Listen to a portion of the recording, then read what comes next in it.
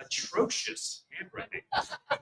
What are they trying to tell me? What is going on? So put your name down, because sometimes I can interpret your email by your name. This kind of helps me a little bit. You're not going to be spam. We're not going to send you. We're not going to sell your list.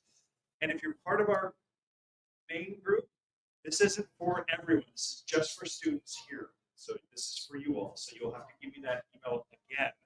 So it's just going from my desktop to your space. Okay, that's the goal today. How are we doing today? Good, we're live right now. Oh, we are. Oh my gosh, we're the coffee gift. The tumbleweed coffees here at the Garden Center.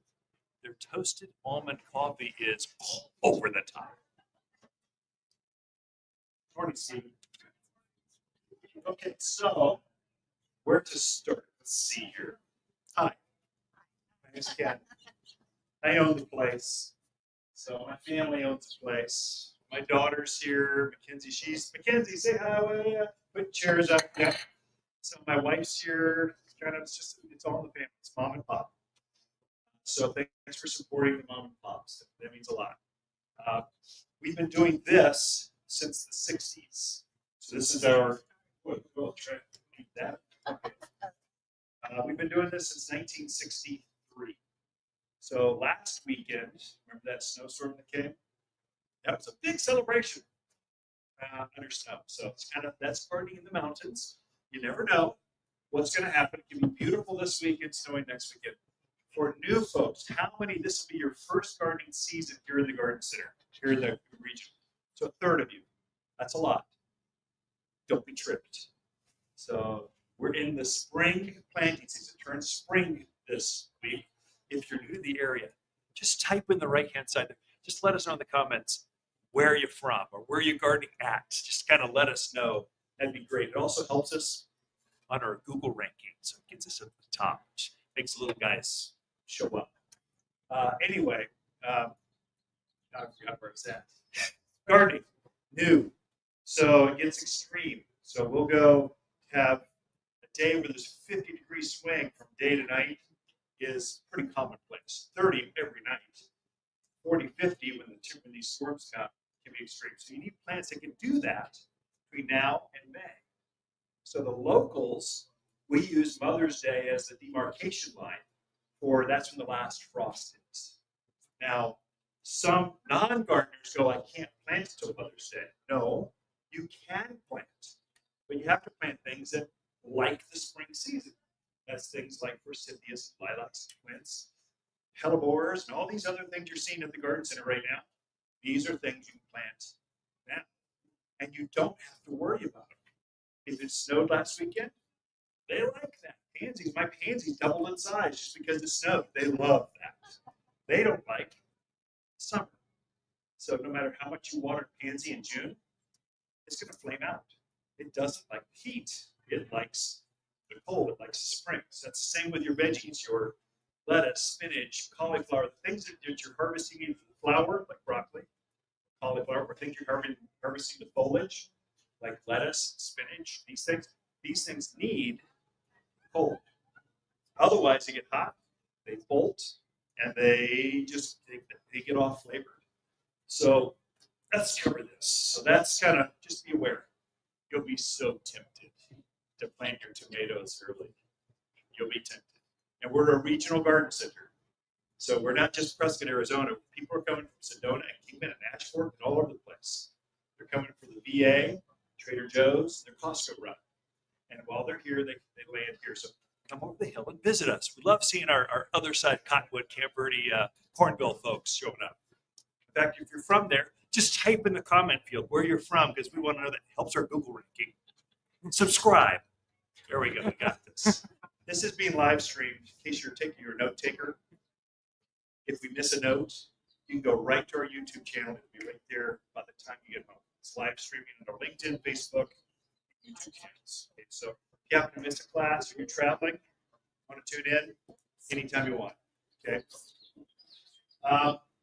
All right. So let's cover watering, because I think we're coming up on the time. So this next week, it looks like we're trending towards 70s. We're 67, high 60s today, and it's just getting nicer. That's kind of how we operate.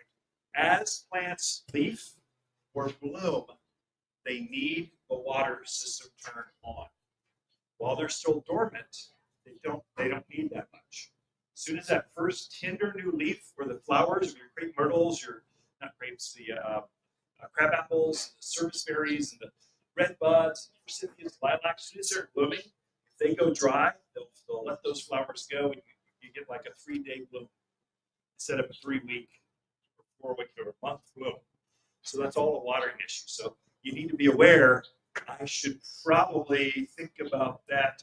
And if a guy is doing that, if a team is turning your irrigation system on, it's probably time to do that. They're not going to freeze now. Just have them, when they're in the neighborhood, activate the irrigation.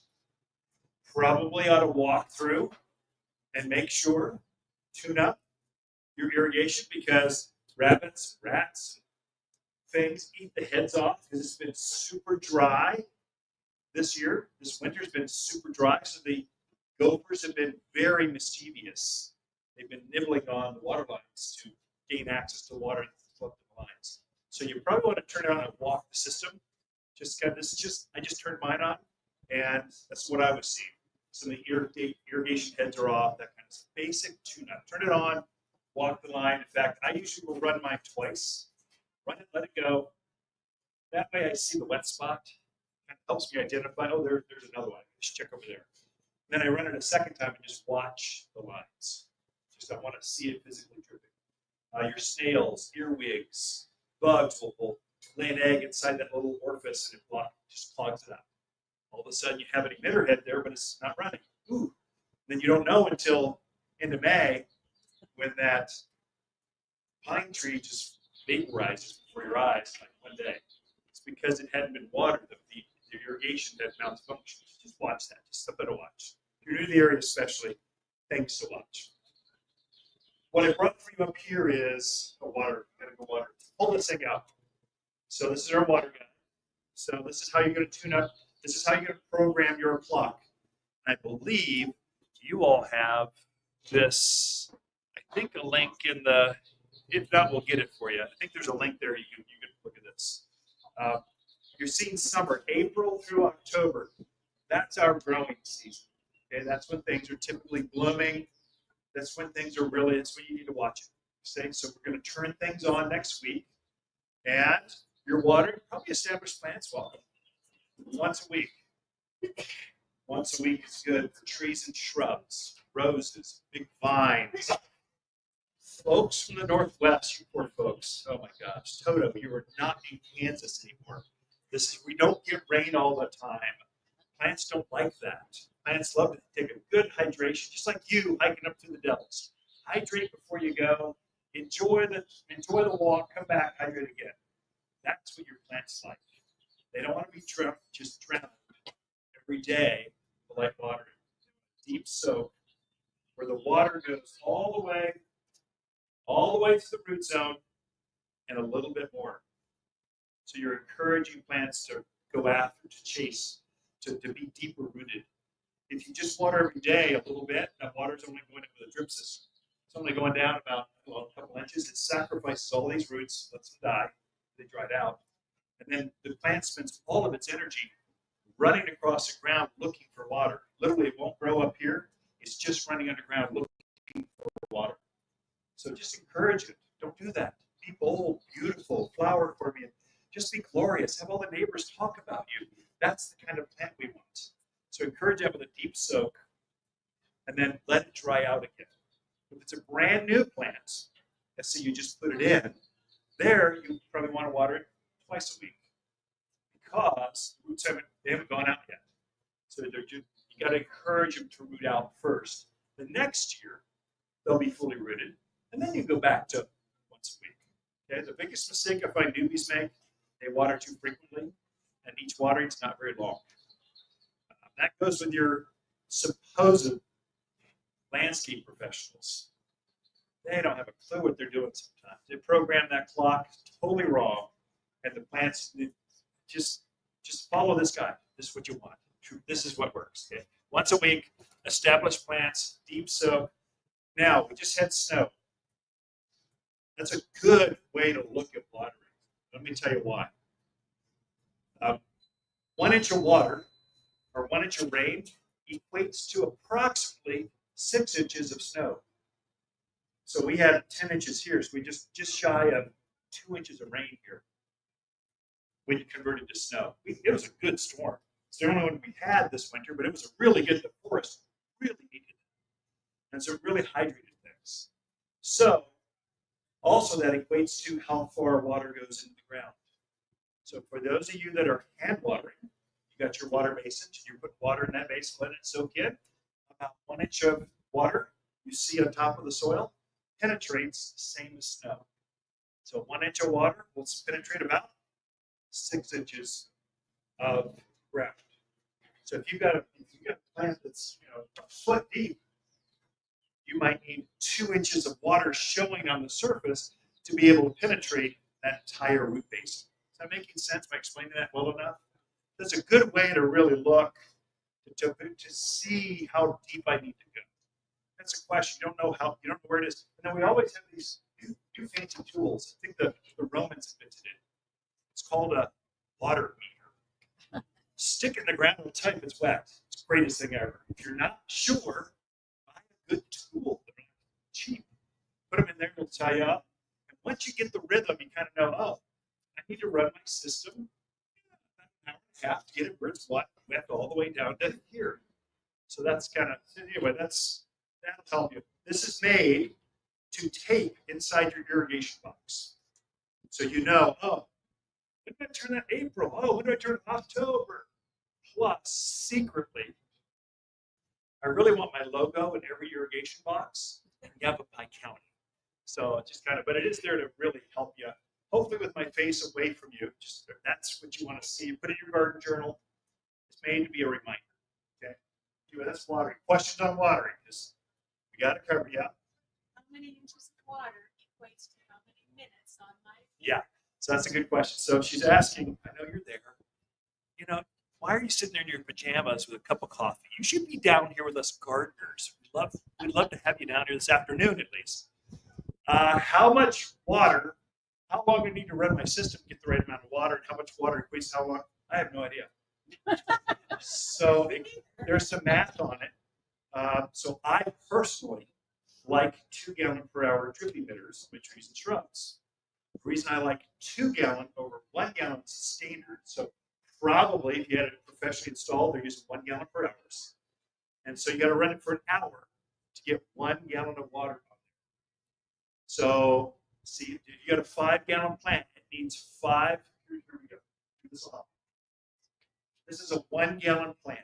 It's 1 gallon penstemon. Native wildflower. Hummingbirds love it. It's a great all-purpose. You cannot kill this plant unless you love it to death. Too much water. This is drought hardy. This is a native. Okay, beautiful pink flower. It's about this tall. This needs about 1 gallon of water per week to get it rooted out, to get it going. This is a 2 gallon plant. This is a manzanita. So the ones that grow wild, red bark, beautiful bell-shaped flower. It needs water to get it started.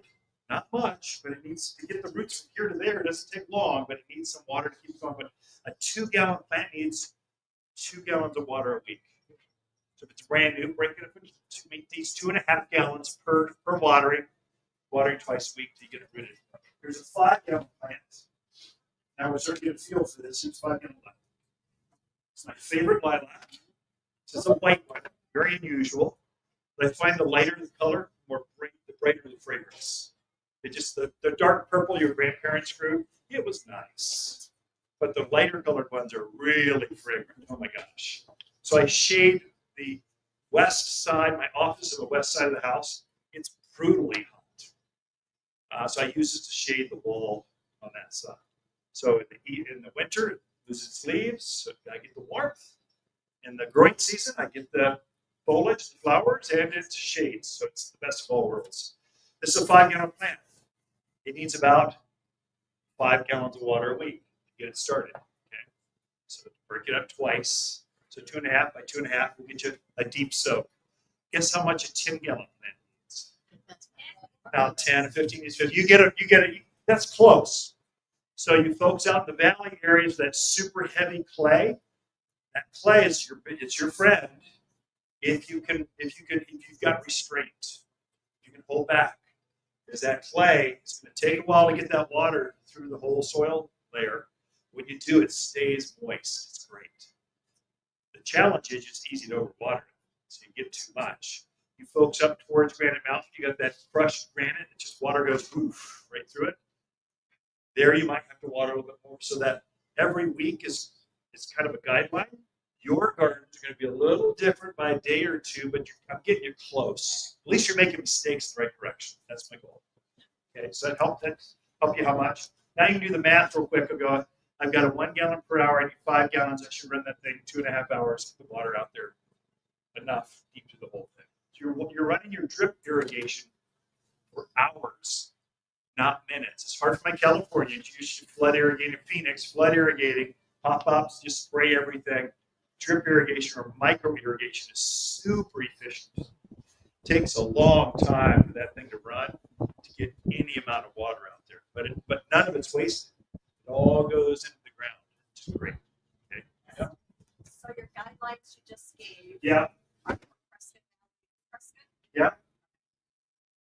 Oh, yeah. Good question. So she asked, Prescott Valley, all my Prescott Valley folks, they think they're so special. They're unique. They're just out there on their own. Now, we're all the same. Totally. Dewey, Mayor, Halden, Chino Valley, Prescott, we're all the same. What it comes down to is soil type.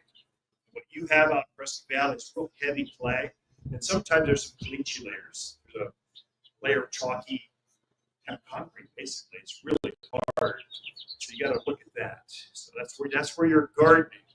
You're adjusting to your garden's need because you're a gardener. You're interpreting what the plants need. So I got a whole class of nothing but watering. Can't focus on that too much. So I think you got enough to make you dangerous. And offline, I can answer more. Or I come talk. You got team members all over the place. That's the number one question we get. How often should I water this? That'll help you. Toasted almond mocha. I love mocha coffees. They're like my go-to. It's like kryptonite for me. Thank you. Must have it anyway. But toasted almond and mocha combined, that's like love in a cup. Gosh. This is one of my new favorites. Every year I get a favorite. I try new and go, oh, that's amazing. Did great.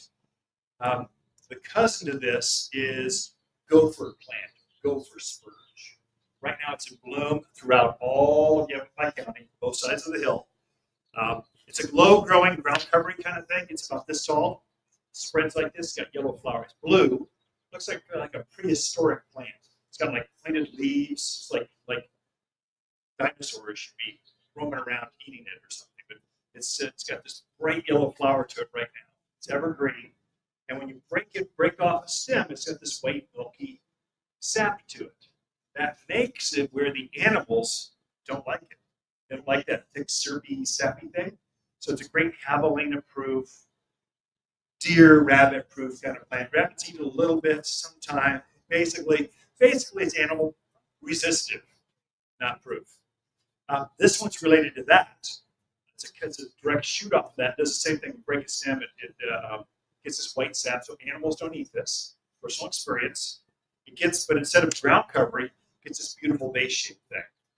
So it gets up about that tall, like that. It's got this beautiful yellow flower to it. Very same color flowers as gopher spurge, gopher plant, but it's got this dark, rich foliage. But the shape is different.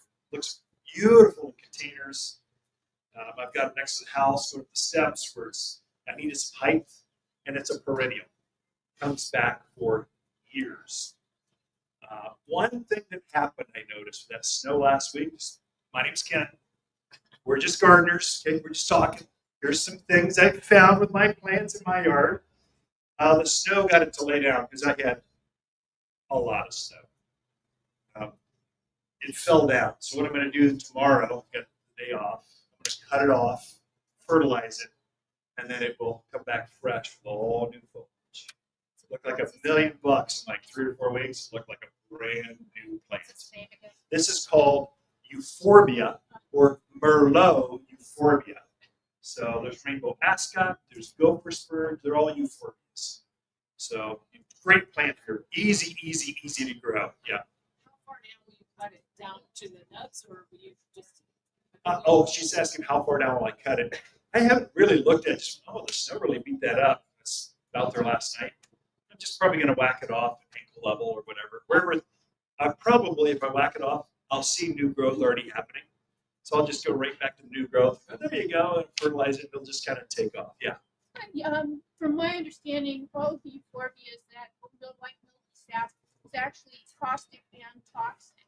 So just from my experience, the main hazard is not going to burn a hole in your skin. But if you get it on your hands, you do want to wash them off thoroughly. If you rub your eyes or something, you will wind up in the emergency room. Yeah. So you have to be very careful when handling euphorbias. Also, not to disagree, but I had a number of euphorbias, and last year, the year before, the rats and rodents decimated. Oh, they did. Shocked. So we've got proof here. Rats and rodents like it. Pet safety. Oh, well, no, so again, same thing. It's tough. If you have pets, cats, or dogs that will chew on your plants, you might want to. So she's saying that the sap can be caustic or can irritate your skin and stuff. So don't let it get on your skin, which is why it's so animal resistive. It's a defense the plant's putting into its system going, man, all my cousins before me ate us. How can we defend ourselves and come up with these sap that makes your mouth go numb when you eat it? That's what's happening. So I've got 4 dogs in our backyard with lots of euphorbias. Haven't had a problem, but puppies, all bets are off for puppies, especially while they're teething. That's because they chew, because they're in pain. Their teeth just hurt. Once they're past that, it seems to be okay. So anyway, let's go down. Let's continue with sun-loving stuff. I'm gonna just go right here. We're famous for our conifers. Conifers are those plants that are evergreen, mostly, that have a needle. Those are conifers. Pine, spruce, fir, cypress, cedar, juniper. These are all the conifer family. Okay, this is unusual. So we've got Colorado spruce, which grows wild up on Spruce Mountain. Firs and spruce are that's what you're seeing up there at the higher elevations. And they will grow exceptionally well in your yard. At the lower elevations like Crested Valley, you'll see some beautiful spruce, pine. You might have to put them on a drip system until their roots get out pretty big, and then they become very robust. There's a native called Arizona cypress. It grows wild on Kirkland hillsides and all the way up to here. In fact, many of the junipers you see, they're not junipers. They're Arizona cypress. The only way I can tell is Arizona cypress puts on a little, like a giant berry, but it's a pine cone. And junipers have a little tiny berry, blue berry. If it puts on a berry, juniper puts on a cone, Arizona cypress. These are all related. They're all conifers. So conifers do really well here. This is a globe spruce. It's made to be at the front entrance of your house, a pot, those raised beds that are built-in beds that are going up to your front door. It gets a nice little globe. This is last year's growth. It grows this much. So it's slow growers. Planted there, and you don't have to worry about it overtaking the front of your house. It's a decorative thing. So we're trying to focus more. Every yard needs some evergreens. Every yard needs a spruce or some sort of conifer out there. That's what anchors your landscape. It's the only thing that looks good right now.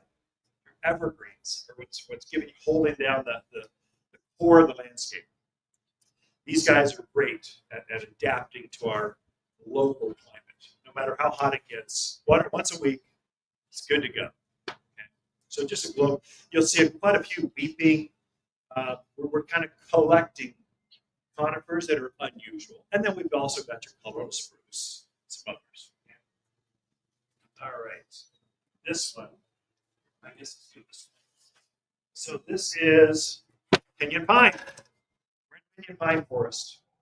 They grow really, really well. This one is my preferred pinyon pine.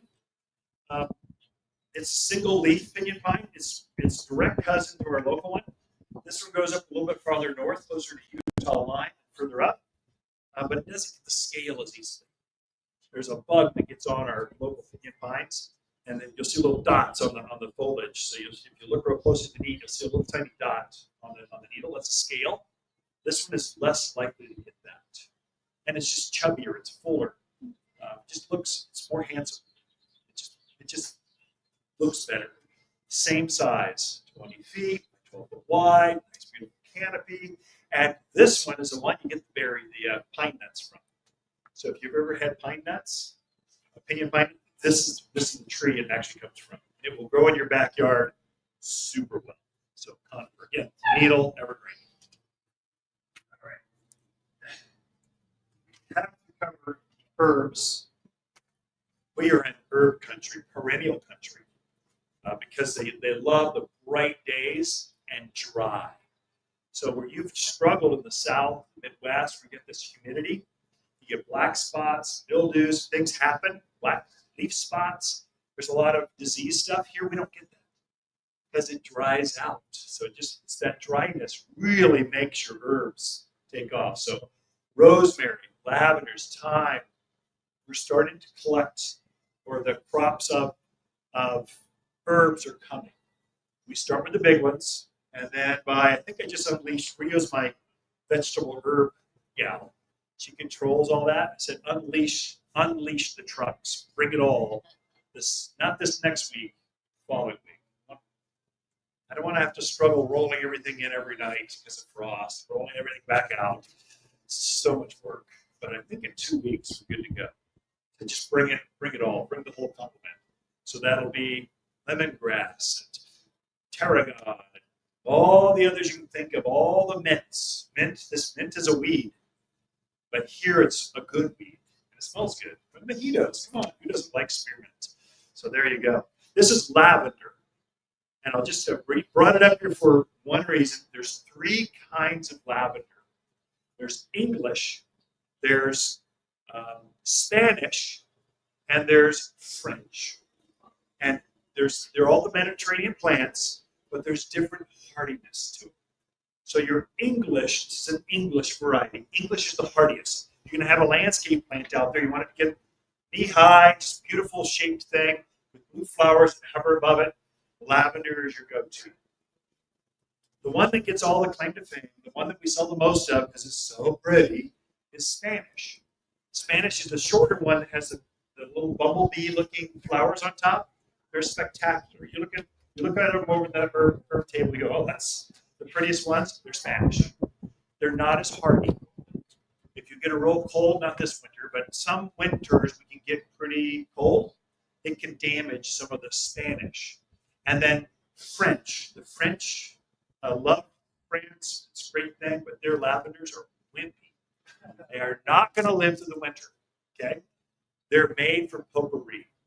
So you're really fragrant, lots of herb, that oil. If you're making potpourris and fragrances, you're using French. But you don't want it as a landscape plant. You want it in your vegetable garden. You're thinking of it as annual, not as a perennial, comes back year after year. So English, hardiest, Spanish, and French. That's in a nutshell.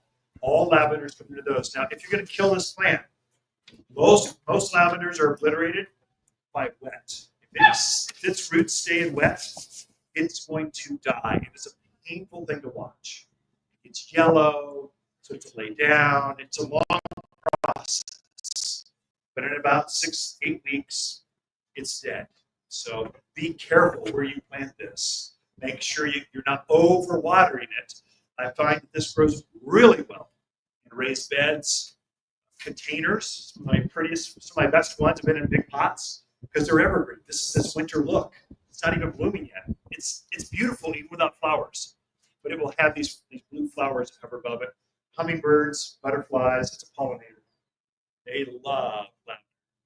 God, it just smells so good. Anyway, just quick lesson on that. We covered that one. This one. Trying to introduce more Texas sage. We're finding hardier varieties. Most Texas sage is just a gigantic bush. It's too big. So we're finding varieties that are shorter, some that stay like this level. Now all of a sudden you put it off the back patio, and it's an evergreen. It's got blue flowers. There's a lot of good things about Texas sage. It's very much, just starting to look. Here you go. Just starting to see some flowers. There you go. So this is its winter look, and it will start to bloom usually in April, and then it doesn't stop until fall. Great plant. This is a good companion plant with Russian sage. It's probably the #1 selling bush. Well, can't say that. Summer bush. It's got a blue flower. It's got a spiky kind of blue foliage to it with a purple flower all summer. It can get a little weedy looking. So Russian sage is in fact, this is something I should share with gardeners. Some plants are not made to live forever. When they start to look ugly, you got $1 million house. Why would you have an ugliness sitting there bringing you down? Some plants need to be dug out and re-put in. So a fresh new one, you need some freshness. And Russian sage will bring you down. When it gets stressed out, it gets rangy looking, it starts to seed all over the place. You take a shovel to it, pop it out, it takes about 5 minutes, put a brand new one, and you're set for another 5 to 7 years. But at about 5 to 7 years, Russian sage starts to look ratty looking. Same with pampas grass. These beautiful grasses with those white flowers, white plumes to them in the fall. When they get old, the center dies out. They turn into this giant horseshoe, and they're just your neighbors are walking by going, why did they put up with that? Oh my gosh, what's going on? Roses, they look fantastic for about 7 to 10 years. Then they just get this woody, gnarly, they just don't look the same. I've given you permission. Please, for the love of gardening, replace some of your plants. Keep it freshness, especially in the older neighborhoods. If you bought that older house, probably you need to remodel a little bit. So for my own gardens, I try to introduce 10%. I try to put 10% new plants in, just something new. It's a new tree, a new shrub, something, just so I've always got something young and fresh growing in my yard. So I don't date my house. Some of you, I can drive by your house by the railroad ties and the junipers out front. You can date the entire neighborhood. Don't let people date you just because you got old plants. Anyway, just Russian sage. We need to dig those old ones out sometimes. They're bringing you down. Anyway, this is a good companion plant with Russian sage. Full sun. Put it right by the asphalt. Just right on the street, right there where it's blistering hot. Pray for 100-degree summer weather, and it will thrive. Don't put it in the shade. This loves the sun. On the hilltops, whatever, it's a great plant. These two, they go together. Great plants. We got to cover yuccas because we're in yucca country. So yuccas are, this is Little Miss Sunshine. It's a new yellow variety. We can show you folks online. There you go. So yuccas will start blooming. Usually sometime in April, so they start to bloom. They get this long, spiky, red typically. This one's a bright yellow. So it's good if you've got that dark rock, like mocha-colored rocks. The yellow shows up better than the reds do. It's got the contrast to it. So this one gets up. It's not as big as the traditional red yuccas. It's shorter. Think about knee-high or so, with a flower that hovers above that. Hummingbirds love this. So do gophers. So kind of watch that one. So if you have gophers, you might want to get a gopher cage or something. Little underground rodents. You folks from the East Coast, we don't have moles. We have pocket gophers and prairie dogs for you higher elevation folks. Williams, Ashford, you folks. I know you got prairie dogs. A gopher on steroids. It's huge. Again, Little Miss Sunshine. Just get this yellow flower. Here's the mistake. The reason I brought this. I wish it was in bloom because it'd be more inspiring, but this plant, don't let your landscapers treat this like a grass. I see this too many times. They cut it back like this. This is an evergreen. This is supposed to stay up. All you do with these is that flower stem, you cut it off as close as you can. That's the only maintenance. Don't let them cut off because it'll take you 2 years to recover. just a mistake I've seen over and over again. Just a quick lesson. Okay. Lots of yuccas, banana yuccas. There's all kinds of native yuccas. The other one that's like that is agave. It's a real pokey, sticky thing. It's basically a yucca with barbs. Anything with a thorn or a barb, you know it's going to grow well here. So yuccas have that. So century plant or agave. Century plant has that gigantic flower that grows in summer. Goes up to about 12 feet tall. It's magnificent. And the rumor is every 100 years or century, it blooms. In your backyard, where it's cared for a little bit more, it's about every 10 years, 15 years or so. But when it's happy, it's going to bloom. And it's magnificent when that happens. Okay? They're related. All right. Got to cover, where else am I going? Let's cover blueberries. Give a quick topic. We know it's perfect. So blueberries are in. The vegetables, the fruit trees, the edible things are starting to show up. So you've got a full fruit tree complement. If you're into fruit trees, now is your time to buy those. As we start to get towards the end of the season, we will literally sell out by August. So the goal is full complement now and then sell out of varieties. So your choices right now, you've got the best choices you can have. So now's the time. Also, if you can put them in the ground before they wake up, it's better for you. Because plants do a transplant. They freak out. You take them out of this bucket it's known most of its life, put it in the ground, it is not going to be happy. And so it's going to get stressed. And there's some things we do to help it. We can show you how to not do that. But basically, get them in the ground when you can. Blueberries, they actually do really well here. An insider tip. My blueberries do better in containers or raised bed where I can control the soil. So I find they do better when you have a lot of peat moss. Peat moss is very acidic, and it drains really well. Blueberries love that. So if you do it, so there's certain tricks like that we can help you, guide you through, keep them going. Blueberries, blackberries, raspberries, marionberries, berry. There's the word berry, it probably grows here. Apples, pears, cherries, apricots, nectarines. Get them all. Pomegranates, figs. That's a beautiful figs that came this week. Well, it's like this tall. Peaches, there we go. They grow well. No citrus. You can't have the Phoenix, Palm Springs. You can't have citrus up here. Not going to happen. So, you teach in the class with me? Where are you going? Good. No, you're good. So I think that's what you got. Again, we can go offline and go deeper into that if that's your thing. This is much more broader glance. Just trying to help you go, what direction can I go if I choose? That's what you can do. Okay? I brought these two guys because they bloom in sequence. So this is starting to bloom all over right now. You see a yellow flower, that's what this is. This is forsythia, like forsythia. Gets up about head high. We've got some new introductions. They're a dwarf one we've got that only gets this big. So this is too big to put close to the house or next to the patio. It's more of a shade tree. You really let it go. You can keep it trimmed down to about chest high, but then it's just more maintenance than it's worth. We've got some newer varieties that stay short. Now you can grow it in containers, next to the patio, raised beds. It looks really good. This is a super tough plant. Bright sun, at least 6 hours of sun. And the more sun you give it, the better it does. So right there on the ridge line, folks, the vistas and rocks, find a hole in between all the boulders, and this will grow and thrive for you. Okay, good plant. This one happens to be a magical gold. Yep, magical gold. It's kind of a brighter. It's a better one. Has a bigger flower to it than the one your grandparents grew. Has a deeper, richer yellow. So you look at them, this will have a deeper colored yellow. Okay.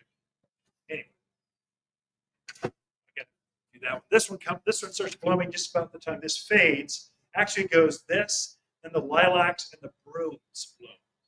So this will start blooming sometime in April, and then bless you, and then just keep blooming through May. It's got a very, very fragrant flower to it. Spanish broom, that's the big one. It's most popular. And we'll have that one too. It's too big for most. Who needs an 8-foot shrub? It lives for about 8 years, and then it looks terrible. So again, brooms are one of those, especially Spanish, the big ones. They die out in the center, and then there's no recovery. They just look terrible from that point forward. So sometimes you can reset them. I cut them right back to the ground. They come back, and sometimes they don't. So that's one that you want to replace every once in a while. This is a dwarf. This is called Scotch broom, so Spanish. And Scotch broom only gets about hip high or so. Same structure, like a pencil plant, but it's super efficient on its water use. So I'd say low care, low water, low. Don't overwater this. If you neglect it, it will thrive and do better. More neglect equals better plant for brooms, all brooms. It's got a bright yellow flower, and it blooms right after the others. I brought this pot. I want to cover that. It seems weird. Yes, I'm talking about pottery. Be careful. A third of you are new to the area. This freeze thaw right now that we have going on, it is disastrous to a lot of your clays. So they start to break, crack, flake, all kinds of stuff. So if it's not a good quality clay, it will break on you. Especially the Italian clay, red pots your grandparents grew in, those will not winter over with us. Those are meant to garden in, dump them out, store them in the garden shed or the garage, bring them out next year and use them again. The freeze and thaw will take them out. What you want to hear is, you see a nice thick, dense clay, it's thick. This is not going to crack.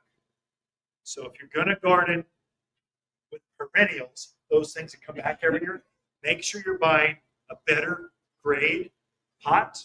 It doesn't have to be glazed. I just picked one going, I picked one I can pick up, bring up, and show you.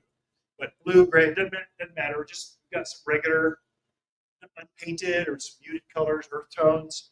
Just make sure the thickness, the clays. So the Vietnamese have really good dense clays that don't break. So that's unusual. Folks from Phoenix, you're used to your Mexican clay. That's that beautiful terracotta color. It's got the charcoal.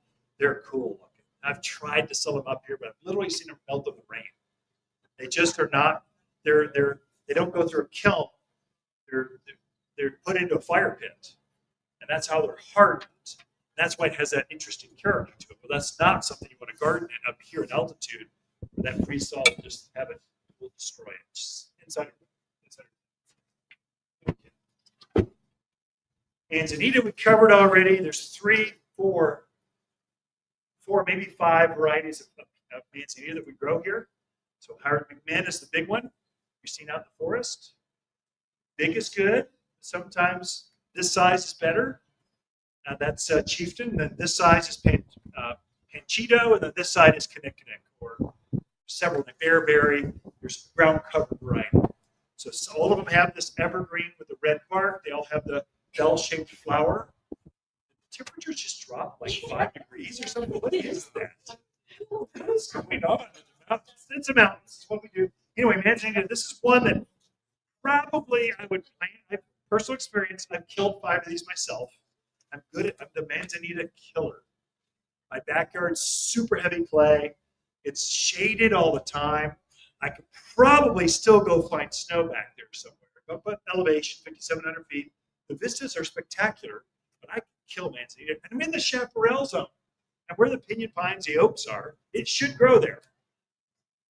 I'm going to try it again this year. This will be number 6. I think 6 times a charm. And I'm not going to put on any irrigation. I'm going to raise the bed. I'm going to raise it up so I'm going to get more soil. I'm going to get it out of that dirt that's in there. And then I'm going to water it by hand when I remember. I think I won't be able to kill it. We'll try it. So this is truly a drought-hardy, tough. It's a native. It's a tough plant. It's a good plant. Bees are out when it blooms. It's a pollinator, so they're foraging right now. They're really hungry. So this will be one of their pollinator choices. Got to cover roses. This is the most famous of them. This is Lady Banks. Yeah, good eye. Good. It's just starting to bloom right there. So this is famous in Arizona, Lady Banks rose. In Arizona, we're the only state that calls it the tombstone rose, because there's a 200-year-old rose in the heart of Tombstone. It's magnificent. It's huge. They built this whole structure. The whole town is built around this rose, and so it's that rose. It's the only non or thornless rose. Okay, so you can hug it. It's not going to bite you. It just loves you. You just rub up against it. It shades the back patio. It's going to get big if you want it to. So it could be up a back fence or whatever. And it's evergreen. So it's the only one. Virtually all roses are deciduous. They'll lose their leaves. This one seems to hold it better. But it can get big. So it's a climber. This is made for fences. What's Do you this one? replace it every so many years? Or? No, that one's you get tombstone, 200-year-old. So that's roses are. It's mainly the hybrid teas. You know, the decorative ones, the shrubby ones. Those are ones that tend to have a shorter life to them. It's only because that graft that the trunks start to get barky, and like the thorns get like they want to rip your jugular vein out or something. That's when it really starts to get painful. So this is a climbing rose again, a traditional. It's called white ladybanks. It's ladybanks again. That's cream colored. This is white. There's two colors too. These could be in pots. This would be a bigger pot. I would say probably like this. This is too small for more than just 1 year. So yeah, you can grow this in a container. In my container gardens, I really, really like the carpet roses and the shrub roses. The reason is they self-prune, so they bloom. They have bigger flushes of color for a longer period of time. Flowers a little smaller, but they're just so easy in containers. I've got some that are, I don't know how old they are because they've been in there so long, but they just bloom consistently. It's just real handsome in a container. So I've got my carpet roses to show where they kind of go like this, maybe in a pot like this big.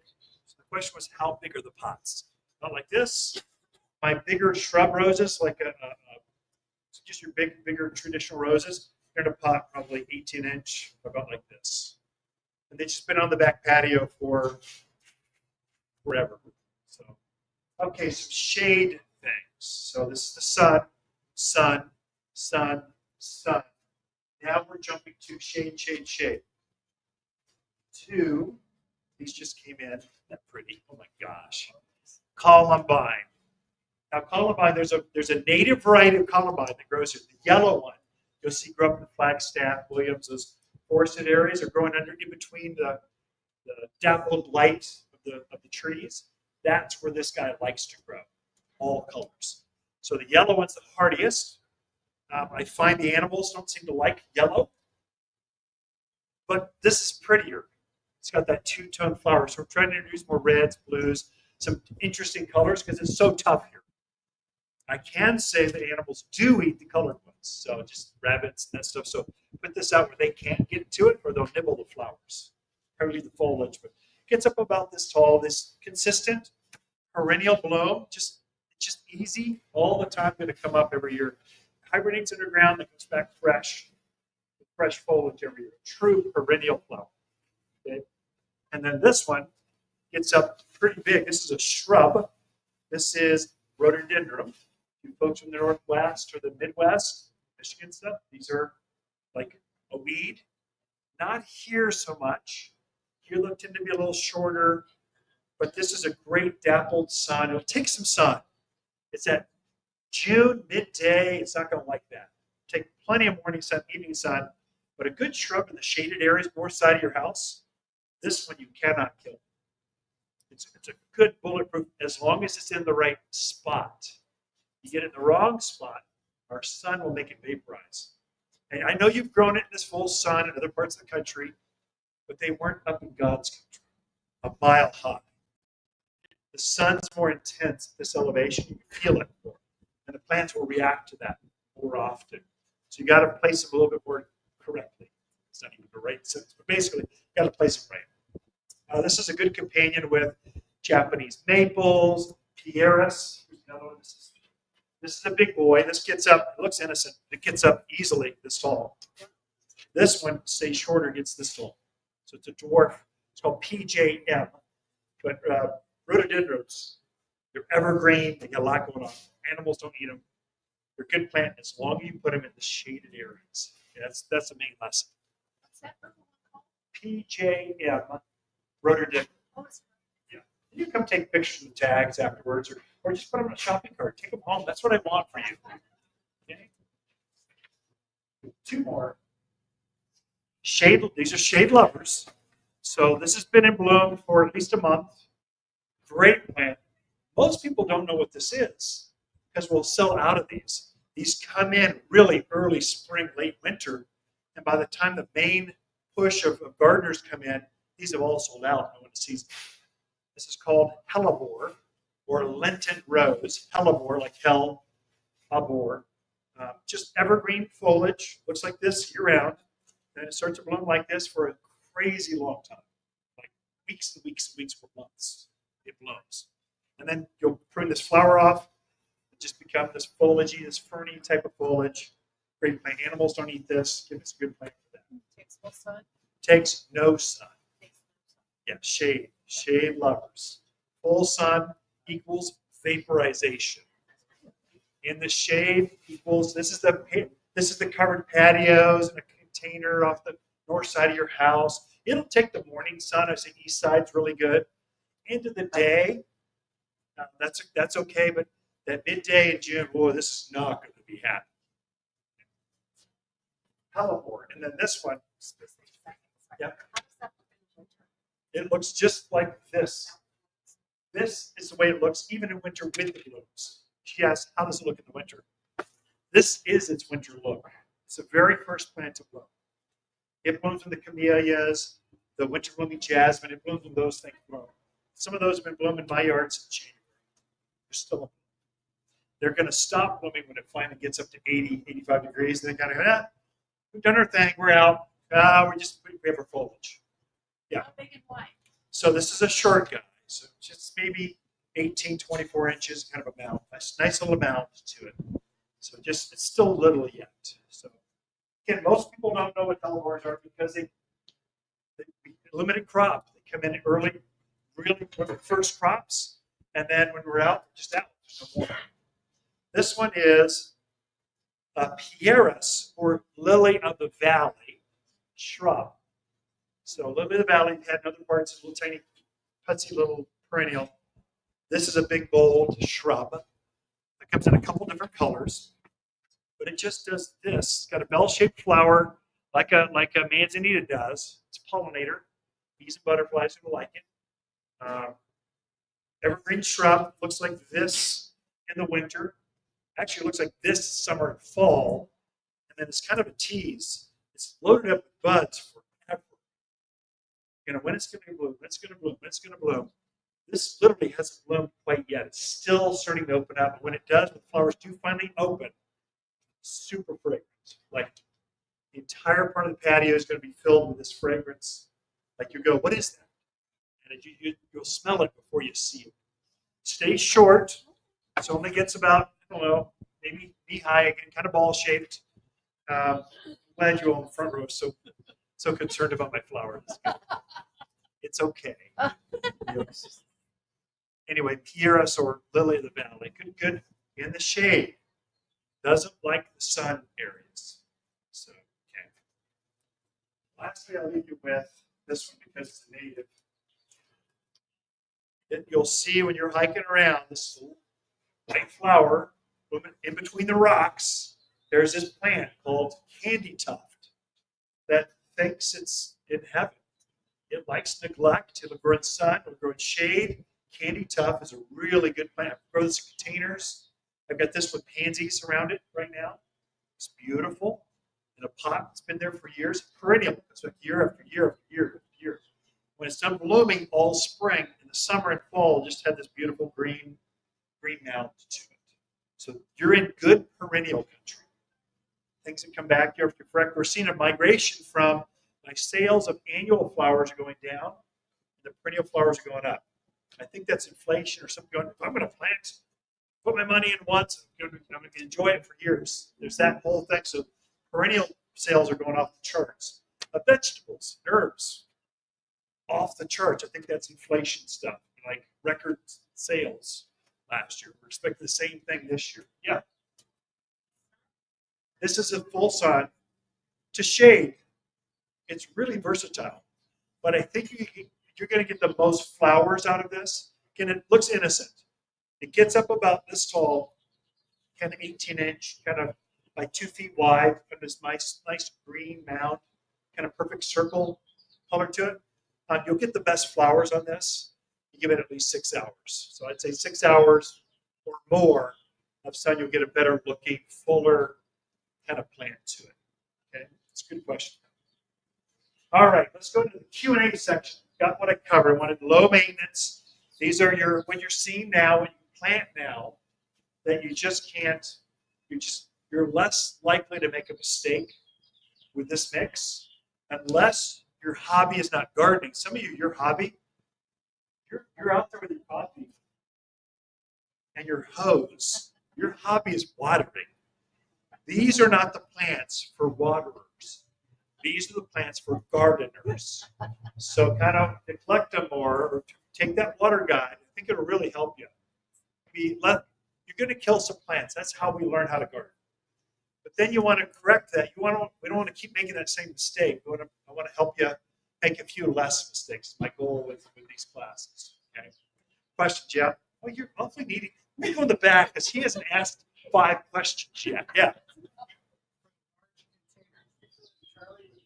That's a good question, actually. Yeah, that's really good. We should cover that. Okay, so his question was, for containers, how much dirt do they take? Here's what we do. Some containers. So there's 4 products and bags down there. We make them all. They're all organic soils. Soils are where the magic happens. And so you've got one to put in a lot of right now is manure. So manure, we're enriching soils, trying to revigorate the vegetable flower beds, things we're trying to bring back. The lawns we're trying to bring back. So manure sells fast. We deodorize ours. So I don't want to put a stinky, gross, disgusting, gooey bag of poop in the back of your Lexus. It's wrong in so many ways. So we deodorize ours. It doesn't look like poop. It doesn't smell like poop, but it's poop. Then you've got topsoil, which is mulch, but a lot of times that mulch blows away. So we put some sand to it. So it's the heaviest of all the products. So topsoil is made too. I've got a big divot. I'm digging my hole, and I pulled out this gigantic boulder. I need to fill it. It's topsoil. It's probably the least. It's the heaviest. We don't sell as much of that. Then you get into mulch. That's our number 1 seller, because every tree, every shrub, everything needs some organics. Now, for you folks in the Midwest, we define mulch as composted material. Here's not bark. There's different terminology where you are in the country. Mulch in the Midwest is bark. Here we actually compost. It looks like coffee grounds that you're adding to the soil to enrich the soil and keep it from compacting right back to clay. Okay. Then you've got potting soil. The question was, how much potting soil do I need for my pots to make my plants happy? This is designed for containers specifically and raised beds. So I'm trying to fill in some richness. This is what we start our tomatoes in. This is what we start our herbs in. This is our plant starter. So if you put our tomato in more potting soil, it's going to go, more of the same. It's going to grow like crazy right here. Specifically to your point, how much soil do I need? Novice gardener, when you just get started, you buy a bag of this in a big pot, you go, and then you're this far from the top. You go, no, that's not enough. You want to fill it to within about 1 inch from the top so that I've got room to water it. You want as much soil as you possibly can and still be able to water. And so for me, about 1 inch from the top looks natural, brings the plants up so it looks like, they got the proportion right. Oh, that's good. They know what they're doing. Designers do. And then they got the ability to water. Then I'll put my drip systems, whatever I'm going to water that after that. So that's kind of how much you put in there. What happens is plants use soil. They actually digest. They're actually using the soil up. So you're going, where'd my soil? It sunk by 3 inches. Where did that soil go? It blew away. The birds, the rats. No, the plants are actually using it. So right now I'm top dressing, adding additional potting soil to my pots because I'm just so the plants are happy. They keep it going. So keep it up about 1 inch from the top is kind of ideal. Now the next question comes right after that.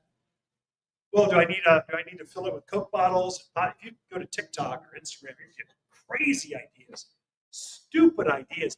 It looks good on film. You can't look away. I got to see the next one. But you don't want a whole bunch of filtering. The more soil you have in a dry climate, more soil equals more water holding capacity, more fertilizer holding, more capacity. If you're filling it with styrofoam peanuts, oh my gosh, it's so egregious to the environment. Don't do that. I know it's supposed to be lighter, better, but the plants will be happier with more soil, especially if you're doing a bigger plant like roses. I've got grasses, all kinds of things. I've got trees in containers. I've got over 50 pots. Some of them huge. Plants have been in there for decades. They're still in there, still going. More soil, the better, the longer you get out of that. So 2 things happen when you're doing container garden. This one asks us, we've got container pros. They know how to do gardens. A lot of folks, when they first get started, they buy the pot that's too small. And then 2 to 3 years out, they're going, oh, wish I had got the next size up, because now they're transplanting, they're running out of room, and there's not enough soil, so the plant grows out of their space too quickly. So or the size for your big RV garage, you don't want a tiny little pot to dress both sides. You need girth. It needs to look proportionate to that beautiful door you've got, to wherever you're using it. So bigger is generally better. And then they don't put enough soil in it to make it look, to bring it up. But you can grow these, you can grow pine trees, forsythia, you can grow things in pots really, really well. It's almost easier because you don't have that. Some of you have terrible soil. I don't know if you tried to dig a hole lately, but it's terrible soil. And then I've had a couple back surgeries, so I just can't bend over like I used to. Containers are so much easier. So anyway, don't also just put potting soil. Potting soil is made for pots. That's what you want to start. It's made for starting right now we're starting our vegetables. This is our starter mix. Okay, this is where you start seed cuttings, that kind of, this is what it takes. Great point today. Too much, but you gave me the opportunity. That's great. There you go. Great. Yeah. What else? Would you use that to start like the rosemary or something? Yeah, could you use? Yeah, this is what when you look at our plants, this is the soil you're seeing. In the 4-inch, The lavender. Would you start it? you could start lavender in this, rosemary. In the ground, you could. In the ground, generally, when you look at if you buy a plant from us, you get a planting guide. We want you to have more information than you need. You can choose to read it or not, but we're going to go, this works. And it says mulch, premium mulch. We make a product from the White Mountains. It's an old sawmill. We're screening it down to a quarter. It's made to add to the soil. And it's a little bit cheaper. This is more expensive because it's got peat moss, and perlite, some minor fertilizers. It's got things to make sure house plants or new rows in the containers made for that. This is kind of overkill in the ground. Could it work in the ground? Yeah, magically. Do great. But generally, we're trying to get, if you're doing big landscape projects, you need mulch. One other question on the sage. Yeah. You said it flowers. Yeah, Texas sage. Yeah. Scott? Yes. Are there different colors of flowers that it does? Or- Yeah, they're different. That's a good question, actually. They're different colors. Mainly Texas sage has purple, and the foliage can change from green to silver and blue. Those really, it's the difference is going to be how tall does it grow? What's the color of the foliage? The green ones, which you've grown up with as a kid, those are gigantic. They're generally green with a purple flower. You've got 2 other right, Laredo, and there's another one down there that get mid-sized. It's kind of a blue foliage with purple flower. This is called microburst. It only gets up short, 3 to 4 feet. It's silver foliage with a purple. Basically, the flower is the same all the time. The foliage changes. What's that? This is microburst. Yeah. I just brought one up to give you a quick Texas sage. A lot of folks from Texas, that Midwest, southern area, they know what it is. It's such a good plant for here. I want to try to sell more of it because it's such a strong plant. And I think it might even be better than Russian sage, longer lived. We're gonna talk about how to get your lilacs and So she wants me to tell her how to grow a lilac. You're going to have the handout here by the end of the day. Oh, I actually full on, I just put a one page. Here's how to make them bloom. The big thing with lilacs, I have to cover you guys. Oh, he answers a question and he takes off. That's enough. I got my question out of here. No, that's good. The main thing with lilacs is we plant them in the ground and they stop blooming 2-3 years out. They bloom great the first year. Second year, they look pretty good. Third year, they don't. And then people come and going, what's going on? You sold me this plant. And it doesn't bloom anymore. It's all about food. Food. These are heavy feeders. Put on that big old flowers all at once. Things that bloom a lot, they take a lot of food. In your ground, you've got no food. The little bit of topsoil that had anything good in it was scraped off. The first thing they did was level off the entire neighborhood. Then they started putting houses in. And literally, some of you're gardening in dead dirt, dead soil. You're going to have to fertilize more often here than you do in other parts of the country. And it comes down to topsoil. We don't have as much. That's why we're such a big advocate of premium mulch, getting a good grade of organic, because you need to recharge that, at least that one hole when you're planting a new shrub, tree, something you can do rows. We can't do the whole yard. We can do this section, help it to grow. So that's a main thing, food. You'll see that in that handout. Yeah. What is your protocol for plant transplanting in ground pots? We do excavate a hole about twice the size and depth of the existing thing. But then I fill it in with what I call 50 mix of kind of somewhat de-rocked native soil. Yeah. And, a pretty good garden soil combination. Right. Do you have any suggestions beyond that? So she's teaching the class next week, by the way. So obviously, a master gardener. So, so suggestions on how to plant, just real quick. I got a whole class of just how to plant, but I can send that. Bless you. I can send the planting guide if I can remember, Johnny. Maybe make sure I can send the planting guide. So you'll have that too. We'll just add it. But basically, in a nutshell, how do I do that? Let's try this out. I would dig the hole 3 times as wide. So put a bucket on either side, round, same depth. That's the size of the hole. Perfect. Yes. D-rock. Anything bigger than a golf ball is bad because it heats up. The particle is too big to hold water molecules. So it just heats up and it roasts your plant. So take anything bigger than this, get it at old roots, rocks, get that out of there. So some of you are going to be hardly any soil left, so we're going to go, oh, this is pretty easy.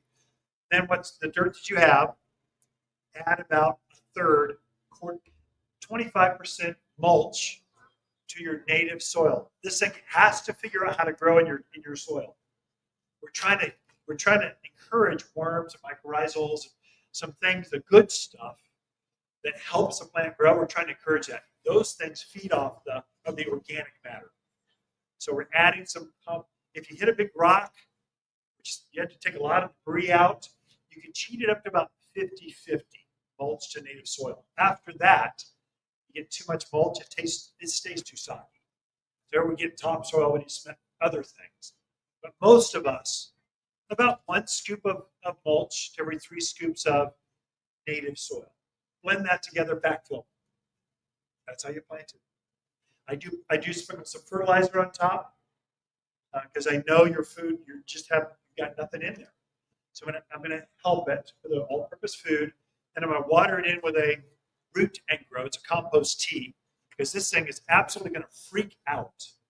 When you take it out of this bucket, it's not going to be happy. And so it helps it soothe the roots out. The other one that comes up often is,